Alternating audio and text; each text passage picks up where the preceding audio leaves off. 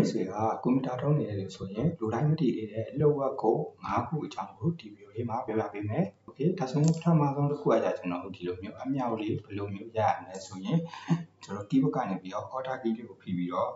တုံညာ2 1 5ဆိုပြီးရလိုက်ရင်ဒီလိုမျိုးအမြောက်ပုံလေးရရပဲဖြစ်ပါတယ်။နောက်တစ်မျိုးကကျွန်တော်ဒီလိုမျိုးအစားလေးကိုဘယ်လိုရရမလဲဆိုရင်ကျွန်တော်တို့ order တုံညာ2 4ခွန်လို့ရလိုက်ရင်ဒီလိုမျိုးအစားလေးရပါပြီ။နောက်တစ်မျိုးကကျွန်တော်တို့ဒီမှာ degree လေးတွေဘယ်လိုရရမလဲဆိုရင်ကျွန်တော်တို့ order ပြီးပြီးတော့တုံညာ1ခွန်6လို့ရလိုက်ရင်ကျွန်တော်တို့ဒီမှာ degree လေးဖြစ်သွားမယ်ဟုတ်ပြီနော်။ Okay နောက်တစ်မျိုးကကျွန်တော်တို့ဒီမှာ infinity လေးတွေကိုဘယ်လိုမျိုးရရမလဲဆိုရင် order 2 3 6ဆိုပြီးတော့ရလိုက်ရင်ဒီလိုမျိုး infinity တွေရပြီပဲဖြစ်ပါတယ်။ Okay နောက်တစ်မျိုးက copyright ဒီလိုမျိုး symbol လေးတွေဘယ်လိုရရမလဲဆိုရင်ကျွန်တော်တို့က order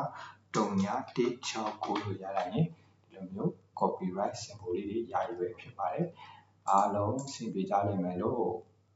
ထင်ပါတယ်နော်ကြည့်ရှုပေးလို့ thank you ပါအားလုံးအဆင်ပြေကြလိမ့်မယ်လို့ထင်ပါတယ်နော်ကြည့်ရှုပေးလို့ thank you ပါ